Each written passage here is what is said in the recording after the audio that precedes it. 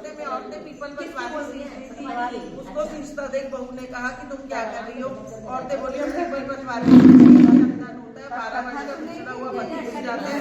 तो बोली ऐसी बात है तो तुम पानी से सींचती हो, उजली रोजाना रोजाना पीपल में और दही पतवारी में सींचती। सास दूध दही का दाम मांगती तो कह देती कि पूरा महीना हो जाएगा तब दूंगी। कार्तिक का महीना पूरा हो गया, पूनों की दुनिया पतवारी के पास आके बैठी। पतवारी से पूछा कि तुम मेरे पास क्यों बैठी? बोली सासू जी दूध दही का दाम मांगेगी। पीपल पतवारी बोली तो मेरे पास क्या रखा है, ये बड़ा पूरा इसको ले जा। बहू ने कोई ले जाके कोठरी में रख दिया और डर के मारे के सो गए। सास बोली बहू पैसे का? बहू बोली कोठरी में रखा है। सास ने कोठरी खोल के देखा तो हीरे मोती जगमगा रहे हैं। सासू बोली बहू इतना धन कहाँ से लाई? बहू खोल के आके देखा तो कच्चे महा। बहू ने आगे देखा तो धन भरा है। बहू ने सास को सारी कहानी कही। सास ने कहा कि अगले कार्तिक मैं भी पतवारी सींचूंगी। कार्तिक आया, सास को सास बेच कर आती और दही हांडी धोकर पीपल पतवारी में चला देती। आके बहू से कहती मेरे से दाम मांग। वो कहती सासू बहू भी कोई दाम मांगती है? वो बोली ना तू मांग। तो वो बोलती है सासू जी पैसे लाओ, पीपल पतवारी के। बोलो शंकर भगवान की जय, बोलो बालाजी महाराज की जय, जय श्री राम, जय साचे दरबार की जय, सारे भक्तों की जय, मैया की जय, सबकी जय। पीपल पतवारी पे चढ़ा देती। आके बहू कहती दाम मांग। बहू कहती कोई दाम मांगती है? बहू भी कोई दाम मांगती है? वो कहती नहीं मांग। वो सासू से कहती कि तू मांग। अब बहू बोली कि सासू जी पैसे लाओ। तो वह पीपल पतवारी के पास जाके बैठ गई। पीपल पतवारी ने सास को भी पानी में पूरा ढीला दे दिया। उसने घर जाकर कोठरी में रख दिया। वह बहू खोल कर देखे तो उसमें कीड़े मकोड़े बिगड़ा रहे हैं। बहू ने कहा सासू जी ये क्या है? सास ने कहा आकर देखा तो बोलने लगी पीपल पतवारी तो बड़ी दोगली है, इसको तो दर्द दे दिया, मुझे कीड़ा मकोड़ा दिया। तब सब कोई बोलने लगा कि वो तो सबकी भूखी सींचे थी, तुम धन की भूखी सींचे हो। हे पतवारी माता जैसे बहू को दिया ऐसे सबको देना, जैसे सास को दिया ऐसे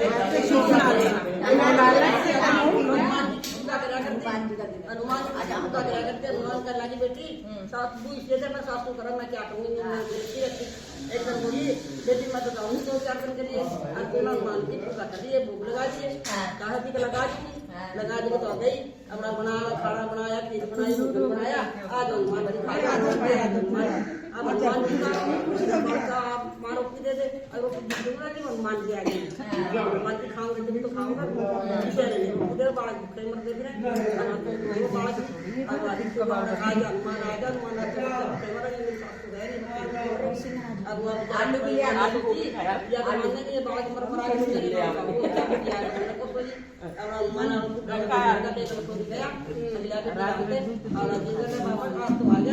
और काल नमक खा दिए ठीक है। आटा बना दिया था बच्चों के साथ भोग लगा आई सासू आई बेटी तरह भोग लगाया कि नहीं लगाया। एकदम मारी आपको जल्दी आ गया, एकदम तो वाले आए वो कल खाओ सासू अजमनी के लिए पूजा पाठ करी कभी नहीं आए तो क्या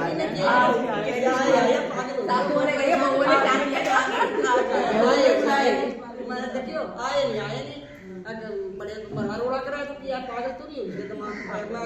अच्छा ऐसे घर में तो थकाई होगी तू बना दे खाना कौन अपना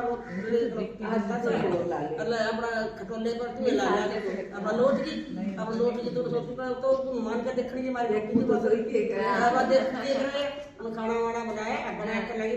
हनुमान जी आ जाओ पापा आ जाओ कल तुम सासू कर दे पता ना करे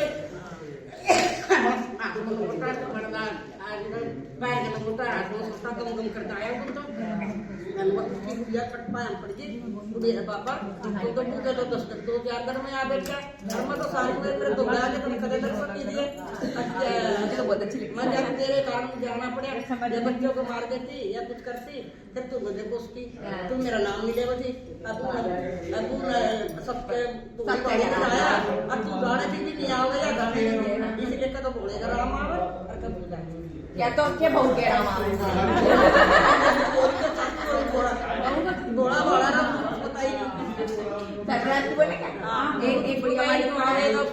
नेम धर्म करती थी। एक दिन मर गई, आए हम राज्य विमान लेने आया, मुझे बैठ के अपनी चली आगे गहरी नदी आई। तो दूसरे ने पूछा बुढ़िया माई तुमने गौ दान किया क्या? उसने गौ का दान किया तो अपने मुंह पकड़ के पार हो गई। आगे चली तो कोई चोट मारने लगी, कह रहे बुढ़िया माई ब्राह्मण के बेटे के को दिया क्या? उसने वो याद किया तो कौवे ने सोच मारना छोड़ दिया। आगे चली तो पैर में कांटे चुभने लगे, बुढ़िया माई चप्पल दान किए क्या? उसने चप्पल का दान किया तो अपने कांटे चुभना, कांटे अपने शूल से जो कांटे थे वो फूल बन गए। अब धीरे धीरे करते करते ऐसे यमराज जी के पास पूछी। धर्मराज महाराज ने पूछा ये आप किसको ले आए? कहते बुढ़िया माई थी, बड़ा नेम धर्म करती थी। कह रहा नेम धर्म तो करती थी पर इसने धर्मराज के नाम पे कुछ ना किया। बुढ़िया माई बोली महाराज मुझे 7 दिनों के लिए वापस धरती पे भेज दो, मैं नित्य से अपने पूजा पाठ करके अपना दान पुण्य करके फिर मुझे बुलाना। कह रहे ठीक बात। बुढ़िया माई को वापस धरा पे भेज दिया गया। अपने घर पहुंची, बेटे बहू से बोल किवाड़ खोल। उसने कहा कि ना तू तुम्हारी माँ है? कह रहे ना तू मैं तेरी माँ हूँ, मुझे तो धर्मराज महाराज जी ने भेजा है। अब मैं 7 दिनों तक पूजा पाठ करके उद्यापन करूंगी। बेटे बहू ने सारा पूजा पाठ का सामान इकट्ठा कर दिया। बुढ़िया माई ने कहानी गई पर बेटा बहू ने तो ओंकारा ना पढ़ा। गई पड़ोसन के पास, वहां पे उसने कहानी गई, पड़ोसनों ने ओंकारा भर दिया। आया विमान, वो तो सब अपने बैठ के चलने लगे। अगर पड़ोसी बेटा बहू सब बैठ कर चलने लगे। धर्मराज महाराज जी बोला क्या बात, मैंने तो विमान खाली बुढ़िया माई के लिए भेजा था, तुम तो सारे लोगों को बिठाया। बुढ़िया माई बोली कि मेरी कहानी तो इन सब ने सुनी है तो मेरा इन सबका आधा फल इन सबको भी देना। धर्मराज जी महाराज ने उन सबको भी बैकुंठ का वास दिया। हे धर्मराज जी महाराज जैसे आपने बुढ़िया माई के साथ किया ऐसे कहते सबके साथ किया। वो धर्मराज महाराज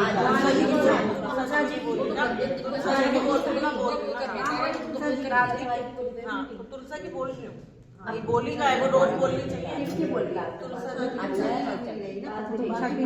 कार्तिक के महीने में कार्तिक के महीने में सब कोई तुलसा सींची जाती है, सब कोई सींच के आ जाती है। एक बुढ़िया माई थी और तुलसी माता से रोजाना कहती है तुलसी माता सत्य माता मैं बेटा सींच तेरा तू करने सारा मेरा। तुलसी माता अडवा दे लडवा दे, पीताम्बर की धोती दे, मीठा मीठा ग्रास दे, बैकुंठ का बाढ़ दे, चटके की चाल दे, पटके की मौत दे, चंदन का काट दे, झालर की झटकार दे, साड़ी का राज दे, दाल भात का जीवन दे, 11 का दिन दे, कृष्ण जी का कंधा दे। इतनी बात सुनकर तुलसी माता सूखने लगी। भगवान ने पूछा कि तुम्हारे पास इतनी औरतें आती तुम्हें जिवाती, तुम कैसे सूख रही हो? तुलसी माता ने कहा एक बुढ़िया माई आती है जो रोजाना इतनी बात बोल के जाती है, मैं और सब कुछ तो दे दूंगी पर कृष्ण जी का कंधा कहाँ से दूंगी? यहाँ से सारे बोलते हैं मैं कृष्ण जी का कंधा कहाँ से दूंगी? तो वो बोले रोजाना इतनी बात लेके जाती है, मैं कहाँ से दूंगी? कृष्ण जी का कंधा कहाँ से दूंगी? थोड़े दिन में तो बुढ़िया माई मर गई। सब कोई उसे उठाने लगे, इतनी भारी हो गई कि उठती नहीं। सबने कहा कि ये तो पाप करती थी, पाप की माला पहनती थी इसलिए भारी हो गई। भगवान बूढ़े ब्राह्मण का वेश धर के आए और पूछने लगे इतनी भीड़ क्यों लगी है? सब बोले बुढ़िया गई चली गई, पापनी थी इसलिए वो उठती नहीं। भगवान ने कहा भगवान ने कहा इसके कान में एक बात कह दूंगी तो उठ जाएगी। भगवान ने सबने कहा तू भी अपने मन की निकाल ले। भगवान ने जाकर उसके कान में डाल ले। बुढ़िया माई बुढ़िया माई तू बिड़ला सींचे मेरा, मैं करूंगी सारा तेरा। बुढ़िया माई अडवा ले गढ़वा ले, पीताम्बर की धोती ले, मीठा मीठा ग्रास ले, बैकुंठ का बास ले, चक्के की चाल ले, पटके की बाल ले, झालर का काट ले, झालर की झटकार, साई का राज ले, दाल भात का जीवन ले और कृष्ण जी का कंधा ले। इतना हो गए, भगवान उसको कंधे पे ले गए और उसकी मुक्ति हो गई। तुलसी माता जैसे उसकी मुक्ति एक जान था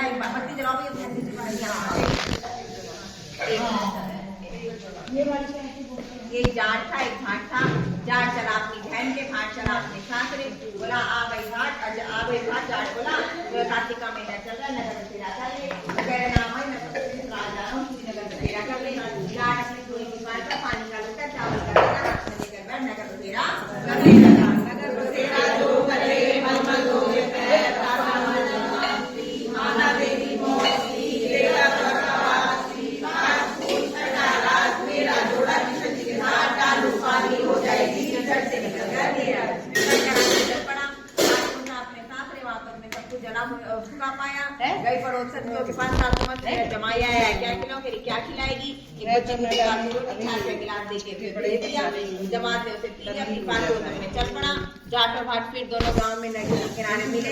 कह रहे क्यों भाई भाट तेरी तो साथ में सेवा हुई होगी। कह रहे ना भाई वहाँ तो सब कुछ जल फूक गया था, मैं तो बुझाते बुझाते हाथ निकाला मुंह निकाला भूखा पैसा घूम रहा हूँ।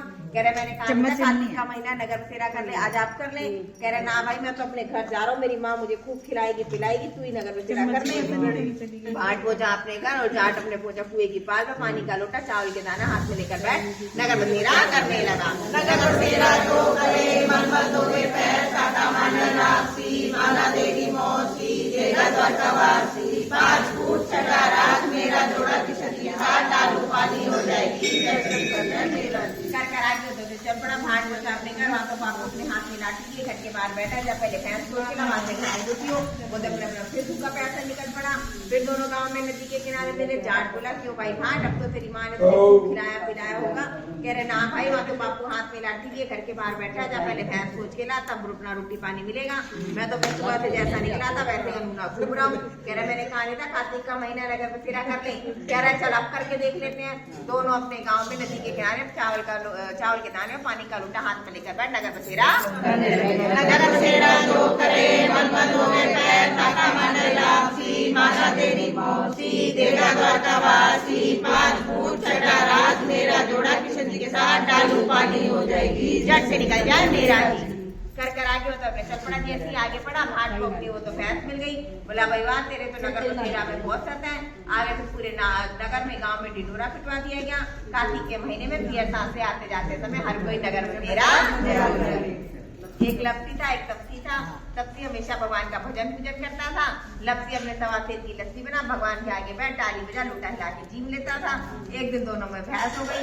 तपसी बोला मैं बड़ा, लपसी बोला मैं बड़ा। तो आए नारद जी भगवान कह रहे कोई ना इसका फैसला मैं सुबह सवेरे कर दूंगा।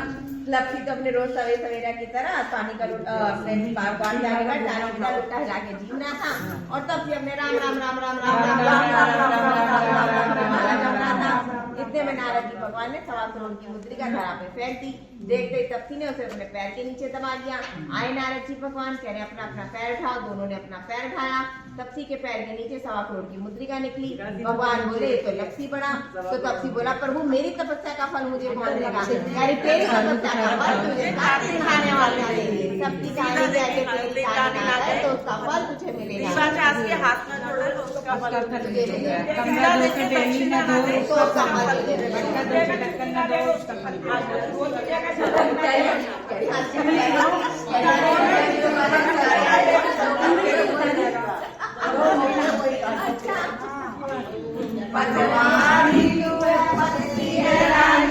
फूलों में आए बसेरों में पानी भगवान चित फल पाए पलवारी तुझे धरती माता जो इंदर आए पलवारी तुझे धरती माता जो विष्णु हर आए पलवारी तुझे माता जो पलवारी तुझे माता जो महादेव हर आए पलवारी तुझे राधा रुक्मण जो विष्णु हर आए पलवारी तुझे सीता माता जो रामचंद्र घर आए पलवारी तुझे सभी सुहागन जो साहिर घर आए पलवारी तुझे सभी सपूती जो उत्तर घर आए पलवारी तुझे सभी छबीली जो वीरा घर आए पलवारी